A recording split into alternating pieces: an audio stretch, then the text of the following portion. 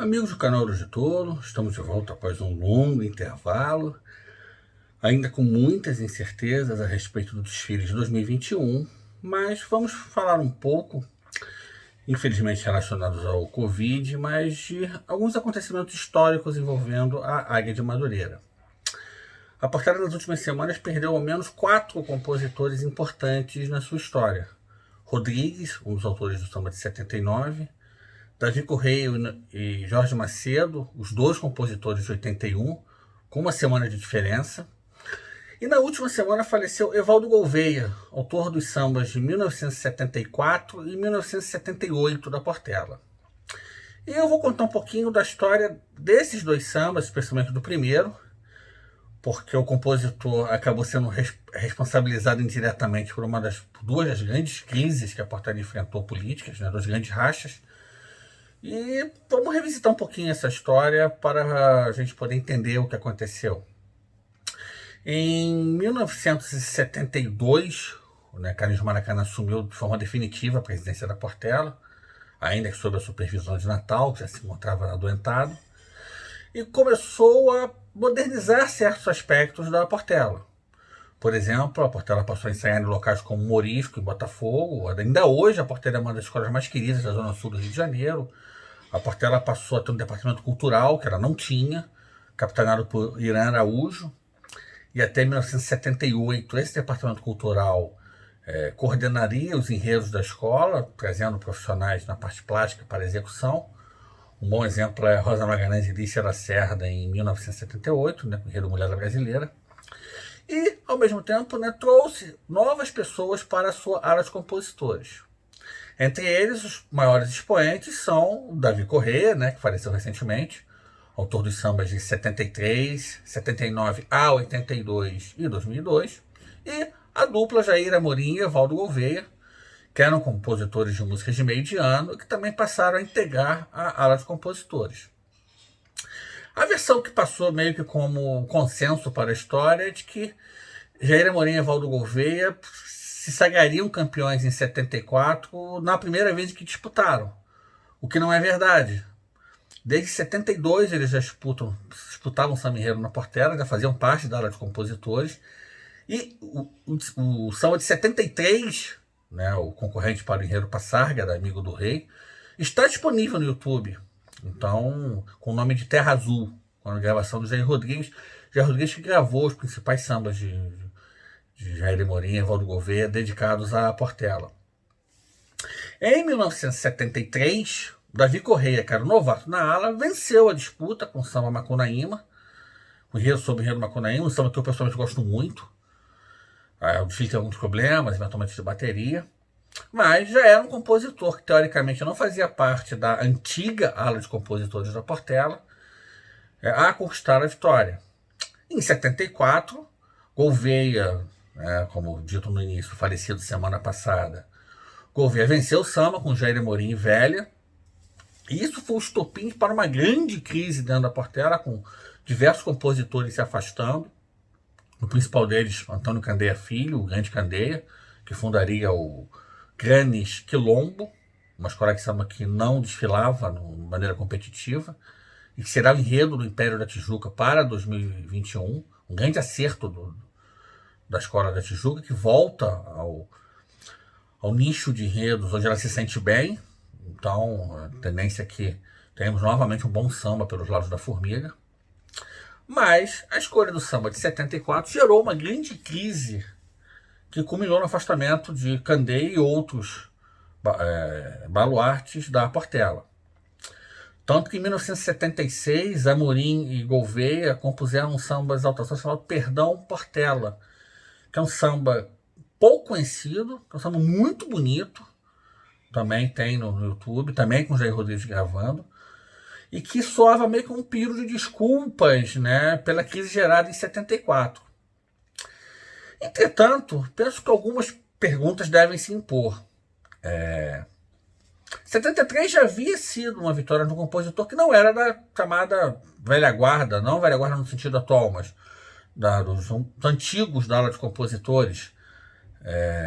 Vale lembrar que o samba enredo naquele momento passava por uma um processo de alterações, de modernizações, desencadeado principalmente pelo Pega no Ganzê, do Salgueiro de 71. Então a pergunta que, assim, que se deve ser colocada é a seguinte: por que não houve essa revolta em 73? Por que o primeiro grande racha foi em 74? Se deveu realmente a uma tentativa por parte dos dissidentes de resgatar as raízes do samba, ou apenas uma forma de tentar manter uma reserva de mercado para o samba enredo da Portela? É uma pergunta que eu acho bastante válida. Não tenho a resposta. Acho que os mais antigos talvez possam elucidar essa questão. Eu não tenho essa resposta. Mas assim, estou fazendo esse registro. Até que ponto o primeiro racha de 74 se deve a isso, né? O segundo racha também de 78, onde Paulo da Viola se afastou, Zequete e outros, também teve a ver com a escolha do samba de Evaldo Gouveia de Amorim, um samba fraco nesse caso. O samba de Pixinguinha em 74 é maravilhoso, mas o samba em 79 é um samba mais fraco, 78, perdão. E 78 marca a segunda grande modernização da Portela na década de 70. Porque a Portela começou a perceber que estava ficando para trás em termos plásticos.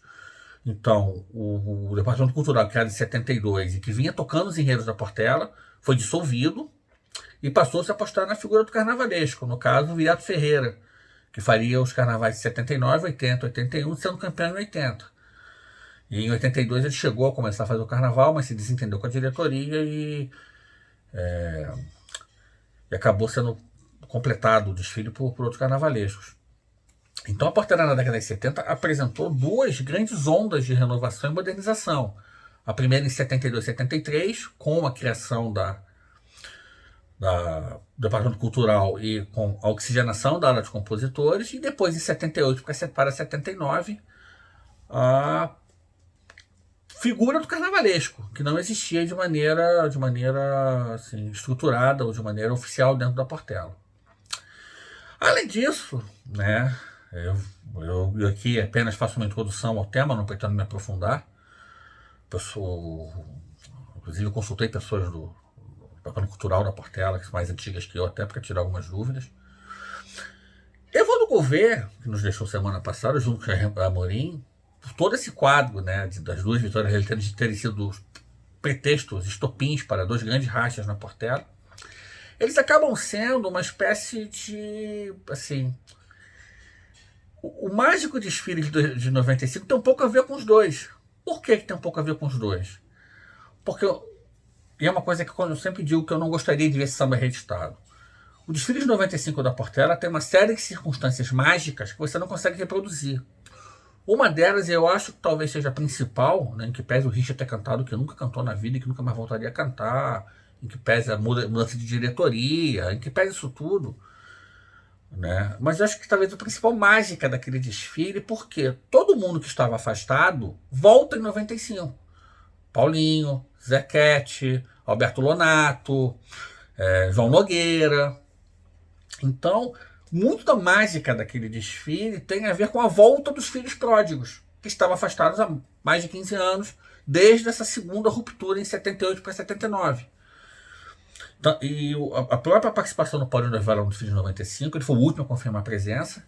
Ele foi assistir um show da filha dele, Fabiana Portela, e as pessoas clamavam para que ele voltasse à escola, né? E o resto é história, né? O resto, quem viu o desfile sabe, ele fazendo esquenta, etc e tal. Então, de certa forma, Evaldo Gouveia, que nos deixou semana passada, tem uma certa parcela de colaboração nesse mágico desfile portelense de 1995. Mas ainda assim fica a reflexão. Chega a ser curioso pensar que Carlinhos Maracanã, na década de 70, foi um dirigente renovador. Porque nos últimos anos ele acabou passando a história como um dirigente conservador, um dirigente que não aceitava muitas mudanças. Falecido também esse ano, mas antes ainda da pandemia do Covid. Mas na década de 70 ele estabeleceu uma série de renovações. E assim, eu fico me perguntando, e só a história vai dizer, se realmente os dois grandes rachas, principalmente o de 74, foram no sentido de preservar a cultura das escolas de samba, ou apenas uma reação a uma eventual quebra de reserva de mercado, ou às mudanças modernizadoras, que a meu juízo, assim, olhando perspectivamente em termos históricos, me parece serem adequadas, Senão a Portela perderia o bonde da história, como outras escolas perderam o bonde da história na década de 70. E a gente não sabe, então, até que ponto esse racha se deveu a isso. Acho que é uma reflexão que não só os historiadores do samba, como os historiadores da Portela devem parar e se fazer nesse momento, onde infelizmente a escola perdeu diversos compositores para o Covid. Inscreva-se no canal, clica no sininho e até a próxima.